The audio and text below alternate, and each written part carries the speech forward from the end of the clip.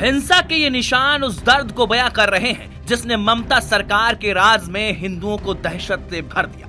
ममता बनर्जी ने कहा था कि वो वक्फ कानून लागू नहीं करेंगे, लेकिन इसके बाद मुसलमानों ने जो तांडव मचाया उसने देश को झकझोर दिया। प्रदर्शन के नाम पर लोगों को मारा गया, घरों को जलाया गया, मकानों दुकानों में तोड़फोड़ की गई। प्रदर्शनकारियों ने नेशनल हाईवे 34 जाम किया और पुलिस पर पथराव किया। पुलिस ने आंसू गैस के गोले दागे और लाठीचार्ज का इस्तेमाल किया। हिंसा के बाद बॉर्डर सिक्योरिटी फोर्स की तैनाती करनी पड़ी, लेकिन आरोप है कि ममता बनर्जी ने सांप्रदायिक हिंसा भड़काने की साजिश रची। पूरी सच्चाई जानने के लिए हमारी टीम उस नेशनल हाईवे 34 पर पहुंची जहां सब कुछ तहस नहस कर दिया गया था। यहां पुलिस बेबस थी और कानून का राज नहीं, भीड़ का इंसाफ चल रहा था। मैं यहाँ पहुँचा हूँ नेशनल हाईवे 34 पर। जी हाँ, ये रास्ता जो है वो मुर्शिदाबाद से मालदा की तरफ जाता है और यही पूरा जो हिंसा प्रभावित इलाका है वहाँ पर अब ना उत्तर प्रदेश की टीम आ पहुँची है। इस जगह की बात की जाए तो इसका नाम है उमरपुर और इस जगह को पूरी तरह से वक्फ संशोधन बिल के खिलाफ जो विरोध प्रदर्शन किया जा रहा था, इस पूरे हाईवे को जाम कर दिया गया था, ब्लॉक कर दिया गया था और जो प्रदर्शनकारी थे वो काफ़ी उग्र हो गए थे और जो हिंदू के घर थे उनको चुन चुन करके निशाना बनाया गया था। यानी कि वक्फ संशोधन बिल को लेकर के पश्चिम बंगाल सुलगता रहा, जलता रहा, मगर दीदी को कोई फ़र्क नहीं पहुंचा। और आपको जानकर हैरत होगी कि राज्यपाल यहाँ पर आ गए, राष्ट्रीय महिला आयोग की टीम यहाँ पर आ गई, अध्यक्ष आ गई, इसके अलावा NHRC की टीम यहाँ पर आ गई, सबने रिपोर्ट मांगी, राहत शिविर में गए और जो प्रभावित लोग थे उनसे बातचीत की, लेकिन अभी तक पश्चिम बंगाल की मुख्यमंत्री यहाँ पर नहीं पहुँची हैं। ममता बनर्जी अभी तक पश्चिम बंगाल के लोगों का हालचाल लेने नहीं पहुँची हैं। ये एक बड़ा सवाल है। आप सोचिए, नेशनल हाईवे 34 पे मैं खड़ा हूँ और इस पूरे हाईवे को ब्लॉक कर दिया गया था। करीब उमरपुर जो जगह है यहाँ पर दोपहर के 2 से 3 बजे के बीच भयानक उग्र प्रदर्शन चल रहा था। लेकिन सोचिए, अगर ये प्रदर्शन खुलेआम उत्तर प्रदेश में होता तो क्या स्थितियां होती। योगी राज में ये संभव नहीं है, लेकिन दीदी राज में तो सब कुछ हो सकता है।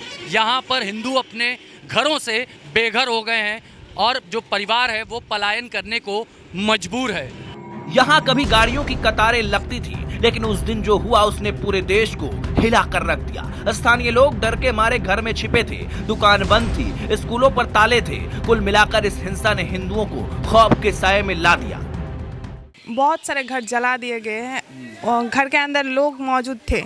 बाहर से मतलब पेट्रोल डाल के पूरा घर जला दिया गया है। वो लोग जान बचा के किसी तरह निकल के हमारे घर पे आए थे और इधर की सब घर भी जला दिए गए थे। वो सब भी आए हमारे घर पे रहे और वो जब देखे कि इस घर में बहुत सारे लोग हैं अंदर घुस रहे हैं, तो वो सब हमारे दरवाजे पे इतने ज़्यादा अटैक किए, मतलब अगर दरवाज़ा तोड़ जाता तो हमारे घर पे ही शायद बहुत सारे लाश मिलते उस दिन। और उस दिन हम बहुत मतलब सारे घर के लोग, आसपास के लोग, बहुत सारे लोग हेल्पलाइन नंबर पे, पुलिस पे कॉल किए जा रहे थे, लेकिन ज़्यादातर कॉल तो रिसीव भी नहीं हो रही थी और जो कुछ हुआ तो बोल रहे थे कि हमारे पास अभी फोर्स नहीं है, अभी पुलिस नहीं है, कैसे जाएंगे। ये वो इलाका है जो पश्चिम बंगाल और अंतर्राष्ट्रीय सीमा से सटा हुआ है। यहाँ जरा सी लापरवाही देश के लिए खतरा बन सकती है। उस दिन यहाँ का माहौल क्या था, हमने उसे समझने की कोशिश की। चलते चलते हमारी टीम को जो दिखा वो आपको भी दिखाते हैं। ना उत्तर प्रदेश की टीम लगातार आपको मुर्शिदाबाद से लेकर मालदा के सीमावर्ती इलाकों की तस्वीरें दिखा रहा है और अब हम जा रहे हैं मुर्शिदाबाद ज़िले के उन इलाकों में जहां सच में हिंसा भड़की हुई थी, जहां हिंदुओं को घर से बेघर कर दिया गया था, हत्याएं कर दी गई थी और महिलाओं को ख़ास तौर पर थ्रेट दिया गया था। अभी हम मुर्शिदाबाद ज़िले में, लेकिन ज़रा सोचिए कि पश्चिम बंगाल के 23 ज़िलों में सिर्फ मुर्शिदाबाद में ही आखिर क्यों हिंसा भड़की। दरअसल मुर्शिदाबाद जो है वो मुस्लिम बाहुल्य इलाका है और कभी मुर्शिदाबाद सिमी का गढ़ माना जाता था। सिमी पर बैन लग गया, फिर इन इलाकों में पॉपुलर फ्रंट ऑफ इंडिया यानी PFI एक्टिव हुआ, जो कि चरमपंथी संगठन था जिसे भारत सरकार ने बैन कर दिया था। और आपको जानकर हैरत होगी कि PFI का संस्थापक अबू बकर, जो कि SDPI का संस्थापक भी है। एसडीपीआई यानी social democratic party of India Abu Bakar को एनआईए ने गिरफ्तार भी किया था, लेकिन हम आपको लगातार धुलियान की तरफ लेकर के चल रहे हैं और ये बताना और समझाना चाह रहे हैं कि आखिर मुर्शिदाबाद के इन इलाकों में ही खास तौर पर हिंसा क्यों भड़की। देखिए जगह जगह आपको हाईवेज पे यहाँ पर ये नेशनल हाईवे 12 है जिस पर अभी नाव उत्तर प्रदेश की टीम चल रही है और अब हम धुलियान की तरफ जा रहे हैं और दिखाएंगे आपको ग्राउंड रिपोर्ट वहाँ की कि आखिर हिंदू परिवार कितनी मुश्किल में जी रहा है, उसे शेल्टर होम की शरण में जाना पड़ रहा है। इतना ही नहीं, हिंदू मंदिरों को भी तोड़ा फोड़ा गया था। तो आप देखते रहिए ना उत्तर प्रदेश। हम पहुंचे धुलियान, जहां हिंसा ने सबसे ज्यादा कहर बरपाया। यहां की तबाही ने हर किसी के रोंगटे खड़े कर दिए। ममता सरकार की सच्चाई को उजागर करते हुए हमने देखा कि कैसे लूटपाट हुई, कैसे आम लोगों को निशाना बनाया गया।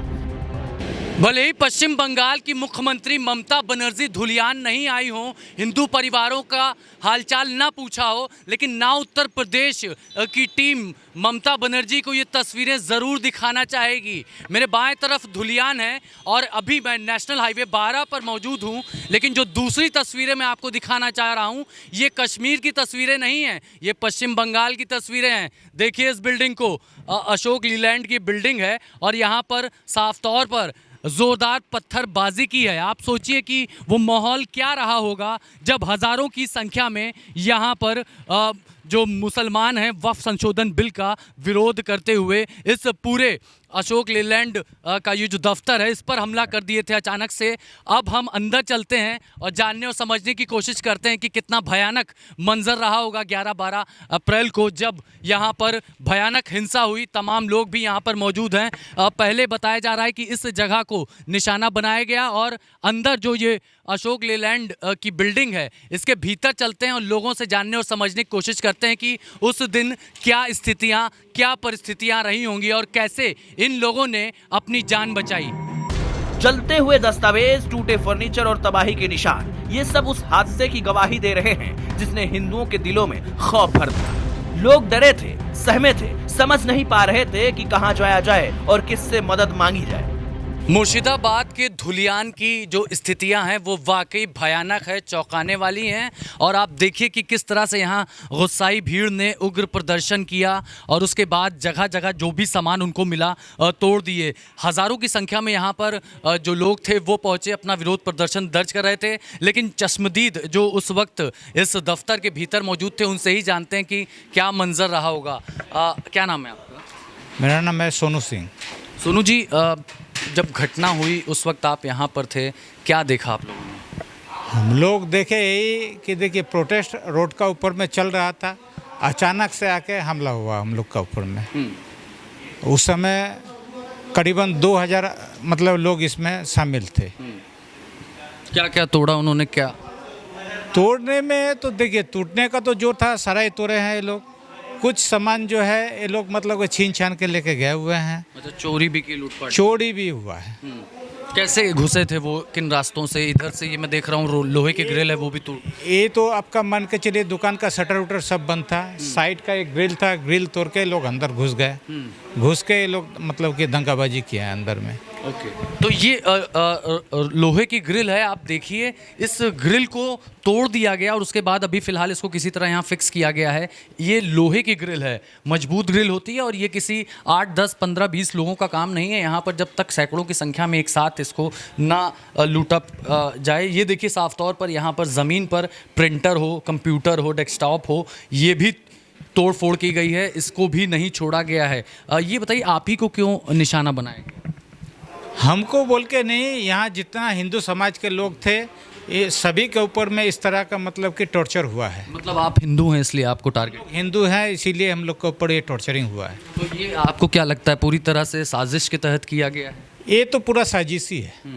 अच्छा ये बताइए यहाँ पर कोई डिस्ट्रिक्ट एडमिनिस्ट्रेशन का आदमी, पुलिस या फिर कोई और सरकार की तरफ से आप लोगों से मिलने आया? पुलिस को तो बार बार मतलब हम लोग खबर दिए लेकिन यहाँ पहुँचने के लिए वो लोग नहीं पहुँच पाए यहाँ। कितनी बार आप लोगों ने कॉल किया? हाँ, कॉल तो आपका दोपहर 2 बजे के बाद से यहाँ प्रोटेस्ट चल रहा था। हम लोग के यहाँ जो सिचुएशन आया ये आया था करीबन शाम को 5:30 बजे के बाद से। 5:30 बजे के बाद यहाँ पर हज़ारों की हमारे यहाँ 6:40 तक मतलब कि ये टूट फूट हुआ है हाँ।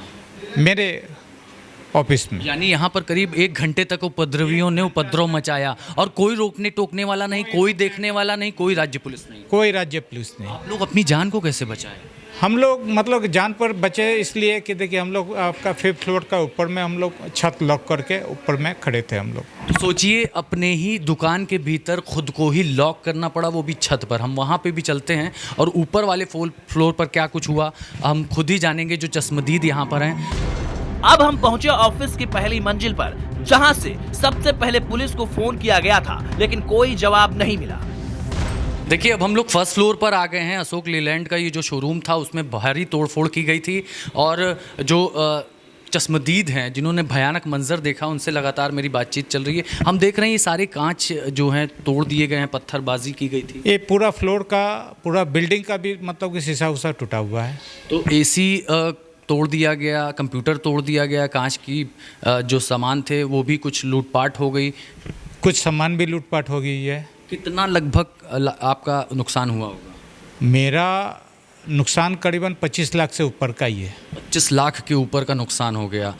जो सामान अभी तक मतलब कि गुमशुदा है ये अभी आइडिया लगाना पड़ेगा, देखना पड़ेगा सिस्टम में कितना का गया हुआ है। उस रोज आपका ऑफिस में करीबन 1.5 लाख रुपया कैश था और एक ऑफिस में 30,000 रुपया करीबन कैश था, वो भी ये लोग निकाल के लेके गए। कैश भी लूट लिए, सामान भी लूट लिए, तोड़फोड़ भी किए। ये किए हैं, लोग कुछ भी नहीं छोड़े। हाँ। आप लोगों के पास सीसीटीवी कैमरे में कुछ फुटेज वगैरह? सीसीटीवी फुटेज था, कुछ हम लोग मतलब कि थाना को हैंड ओवर किए हुए हैं। वीडीआर वगैरह लेके गए? वीडीआर वगैरह सब थाना में दिया हुआ है। तो उस दिन जो घटना हुई उसके जो सबूत हैं उसी वीडीआर में हैं और यही वजह है कि स्टेट पुलिस ने उसको ले लिया है जांच करने के लिए। एसआईटी इस पूरे मामले की जांच कर रही है। लेकिन न सिर्फ अशोक लीलैंड का शोरूम बल्कि आसपास जो हिंदुओं के ख़ास तौर पर लॉज हैं, मकान हैं, उनको भी टारगेट किया गया है। तो हम आपको लगातार उन तस्वीरों को भी दिखाएंगे जहां पर भारी संख्या में प्रदर्शनकारी उपद्रवी पहुंचते हैं और एक साथ सैकड़ों की संख्या में पत्थरबाजी करने लगते हैं। ये है सोलमेट रीजेंसी मैरिज हॉल, जहां उस रात शादी की रस्में नहीं, चीखें गूंजी। एक झटके में सब कुछ खत्म हो गया। सोलमेट रीजेंसी, कभी ये जगह गुलजार हुआ करती थी और जिस जगह पे मैं मौजूद हूँ ये फर्स्ट फ्लोर है और यहाँ पर रेस्टोरेंट चलता था। लेकिन अभी देखिए कि यहाँ पर आपको सिर्फ और सिर्फ बिखरा हुआ सामान ही नज़र आ रहा होगा। जहाँ पर भी आपकी नज़र जाएगी हर जगह टेबल हो, कुर्सी हो, और ये तो मार्बल की बनाई गई टेबल थी, इतनी मजबूत, उसको भी तोड़ दिया गया। यानी कि निश्चित रूप से ये लोग खाली हाथ तो नहीं रहे होंगे, इनके साथ कई तरह के हथियार रहे होंगे। हम जानने की कोशिश करते हैं कि किस तरह से यहाँ पर भीड़ पहुँची थी फर्स्ट फ्लोर तक और कैसे ये लोग यहाँ से समय रहते जान बचा करके आगे गए, इनसे ही जानते हैं। आप बताइए, यहाँ पर फर्स्ट फ्लोर पर भी उसी तरह तोड़फोड़ की गई है? किचन में देख रहा हूँ पूरी तरह से बिखरा पड़ा हुआ है। हाँ, किचन भी पूरी तरह बिखरा हुआ है। सब लोग उस एंट्री से आए थे, पूरा ऊपर रूम भी है, रूम में सब आग लगा दिया है। फर्स्ट फ्लोर पर हम मौजूद हैं और अभी हम जा रहे हैं सेकंड फ्लोर पर। लेकिन फर्स्ट फ्लोर पर जो रेस्टोरेंट है वो पूरी तरह से तबाह कर दिया गया, किचन तबाह कर दिया गया। हाँ, वो लोग पूरा सब लोग हथियार वगैरह सामान सब लेके आया था। जैसे मान लीजिए तरवाल हो या रॉड का बड़ा बड़ा मोटा मोटा रॉड या साफल वगैरह, हथौड़ा वगैरह, सब पूरा सामान वो लोग लेके आया था। देखिए मार्बल हो, टाइल्स हो, ये वॉश बेसिंग तक को नहीं छोड़ा है और हाथ पर रॉड लेकर आए थे। तलवारें भी थी? हाँ, तलवारें भी थी, रॉड भी थी उन लोगों के पास। सब लोग आके पूरा मतलब रॉड से पूरा तोड़ा है ये लोग सब। इसके बाद ऊपर आया सेकंड फ्लोर में आके, इधर हम लोगों का रूम वगैरह है सब। रूम दिखाएं आप। ये अब रूम है, इसमें पूरा आग लग गया था साइड में पूरा। देखिए ये देखिए यहाँ पर आपको राख राख नज़र आ रही होगी। इस जगह को पूरी तरह से बर्बाद कर दिया गया है और इसको नरक बना दिया गया। सोलमेट रीजेंसी धुलियान का जाना माना हम कह सकते हैं। क्या स्टेटस था इस इलाके में, इस हम कहें लॉज का? तो ये देखिए धुलियान में इससे बड़ा लॉज नहीं है एक भी। सबसे बढ़िया लॉज था, बाहर से जितना भी आदमी गेस्ट वगैरह आता सब इसी में रहता था। दूसरा कोई लॉज इससे अच्छा नहीं है और इसीलिए ये लोग इसको तोड़ा है। तो साफ तौर पर एसी आप देख लीजिए तोड़ दिया गया है, पंखे तोड़ दिए गए हैं, कमरे में आग लगा दी गई है, बेड तक को नहीं छोड़ा गया है। कोई भी ऐसा सामान अब इस सोलमेट रिजेंसी लॉज में नहीं है। यहाँ पर उस दिन बताया जा रहा है, यहाँ पर उस दिन क्या वेडिंग की तैयारियाँ भी की जा रही एक शादी का वेडिंग शादी था, मैरिज कैसी, उसी का थोड़ा डेकोरेशन वगैरह भी था, खाना बना सब बन रहा था। खाने का सामान तो पूरा बिखरा फेंक दिया था वो लोग, खाना बना सब पूरा मतलब जितना सामान था पूरा नष्ट कर दिया वो लोग। तो उस दिन शादी थी तो कुछ लोग भी रहे होंगे। शादी में जो लोग थे वो ज़्यादा आदमी आए नहीं, क्योंकि वो लोग आने वाले थे 7 बजे, वो लोग आने वाले थे तो 6 बजे से शुरू हो गया था, तो ज़्यादा आदमी था नहीं, ज़्यादा से ज़्यादा 10-20 आदमी था। फिर वो लोग 7 बजे सब आने वाले थे गाड़ी वाड़ी लेके, तो 6 बजे से शुरू हो गया, तो वो लोग फिर हम लोगों ने फ़ोन करके उन लोगों को मना कर दिया। तो आप सोचिए कितने लोगों की जान यहाँ पर बच गई। यहाँ के लोगों ने सूचना दी कि आप यहाँ पर ना पहुँचें, यहाँ जो शादी है वो फ़िलहाल अब नहीं हो पाएगी इस गेस्ट हाउस के भीतर, क्योंकि यहाँ पर जो वक्फ संशोधन बिल को लेकर विरोध प्रदर्शन चल रहा था वो हिंसा में तब्दील हो गया है। और पूरे इस, अब हम आपको फर्स्ट फ्लोर से सेकंड फ्लोर से दिखाना चाहें तो पूरी तरह से देखिए तबाही का मंजर हर तरफ दिख रहा है। ज़मीन पर कांच पड़े हुए हैं, बिखरे पड़े हैं, हर तरफ तोड़फोड़ की गई है, किसी भी चीज़ को नहीं छोड़ा गया है। ये हिंदुस्तान की तस्वीरें हैं और ये एक हिंदू का सोलमेट रिजेंसी कैफ़े, रेस्टोरेंट और लॉज है जिसे पूरी तरह से दंगाइयों ने निशाना बनाया है। वीडियो जर्नलिस्ट विक्रम के साथ अभिषेक पांडे, नौ उत्तर प्रदेश।